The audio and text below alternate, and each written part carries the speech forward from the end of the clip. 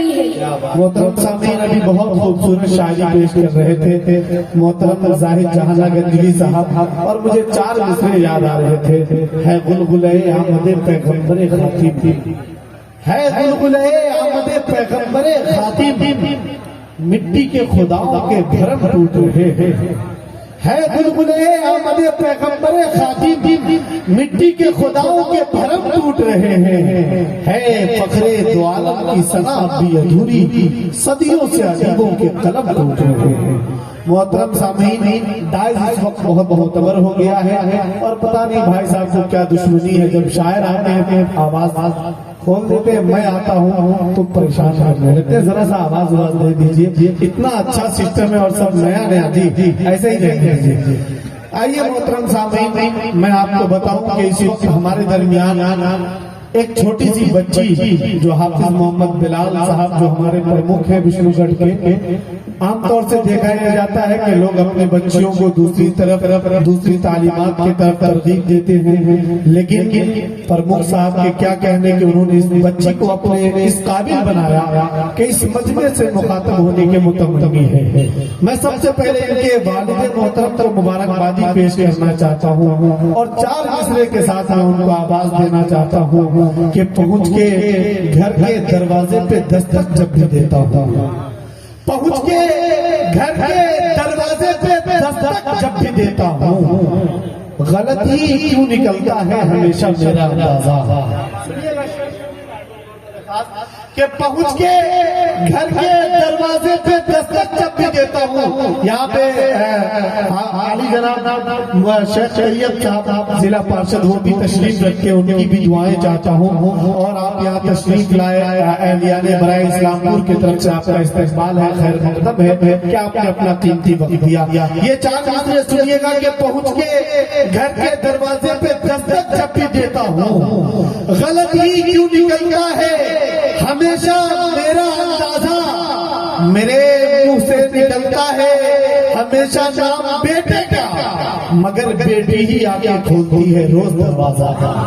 میرے منہ سے نکلتا ہے ہمیشہ نام بیٹے کا، مگر بیٹی ہی آگے کھولتی ہے روز دروازہ۔ فرحان دل مانے گوی نے کہا کہ جو بیٹی کو مصیبت بولتے ہیں اس کو سمجھا دو، جو بیٹی کو مصیبت بولتے ہیں اس کو سمجھا دو، صحابہ انبیاء اس کو خدا کا فضل کہتے ہیں۔ جو بیٹی کو مصیبت بولتے ہیں اس کو سمجھا دو، جو بیٹی کو مصیبت بولتے ہیں اس کو سمجھا دو، صحابہ انبیاء اس کو خدا کا فضل کہتے ہیں، اور انہیں سسرال میں مارو یا ماں کے پیٹ میں مارو، اسے بھی قتل کہتے ہیں، اسے بھی قتل کہتے ہیں۔ انہیں سسرال میں مارو یا ماں کے پیٹ میں مارو، اسے بھی قتل کہتے ہیں، اسے بھی قتل کہتے ہیں، اور خود اپنے ہی اعمال ہمیں دیتے ہیں تکلیف۔ بہت شکریہ۔ خود اپنے ہی اعمال ہمیں دیتے ہیں تکلیف۔ بہت شکریہ، بہت شکریہ، نوازش۔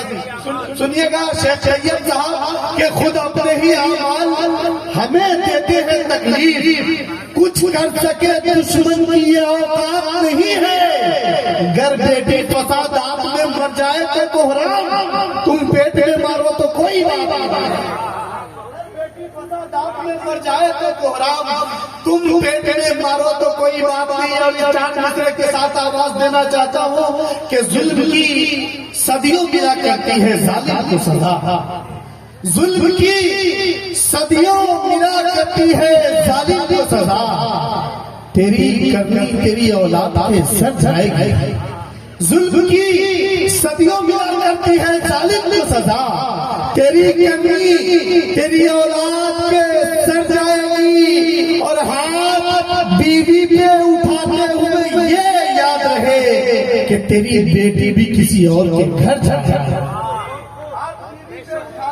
یہ یاد رہے کہ تیری بیٹی بھی کسی اور کے گھر جائے گی۔ عزیزہ سمیہ خاتون بنت حافظ محمد بلال صاحب وشنو گڑھ سے اس وقت میں درخواست گزار ہوں کہ آئے اور اپنے معافی ضمیر کو اس مائک کے ذریعے دیا۔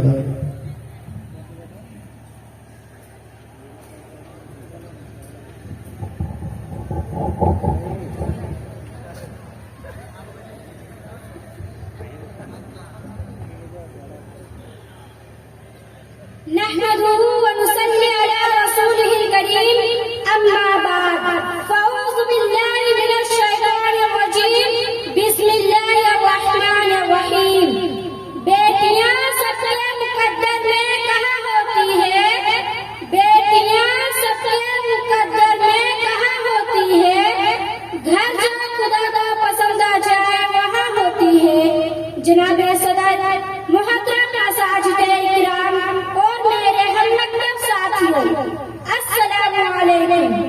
मेरी आज की तकरीर का उन्वान है बेटी। बेटी एक औरत के रूप में होती है या बेटी आलम इंसानियत की अलमबरदार होती है, वजूद इंसान की बुनियाद होती है, तस्वीर कायनात की निशान होती है, किसी मुआशरे की पहचान होती है। जनाब आली वक़ार, बेटी जब दुनिया में तशरीफ लाती है तो वालिदैन की बाइसे रहमत होती है, बीवी की सूरत में होती है तो इताअत की वजह से जन्नती कहती है, लेकिन जब माँ के मुकाम पर पहुँचती है तो जन्नत इसके कदमों के नीचे होती है। ए औरत, तुझे हर रूप में सलाम। जनाब वाला, बेटी के कदमों कीमत का अंदाजा इस बात से लगाया जा सकता है कि जब अल्लाह ताला किसी इंसान को बेटा अता करता है तो कहता है जा अपने बाप का बाजू बन जा, लेकिन जब अल्लाह ताला किसी इंसान को बेटी अता करता है तो कहता है आज से मैं तेरे बाप का बाजू हूँ। जनाब आली वक़ार, तो मैं यह बात बड़े फख्र से कह सकती हूँ कि हम इस दुनिया की रौनक है, हमसे ही यह दुनिया जन्नत है, हम बेटियां हैं, हम इज्जत है। जरूरी नहीं रोशनी चिरागा से ही हो, जरूरी नहीं रोशनी चिरागा से ही हो, बेटियां भी घर में उजाला करती है। मैं इसी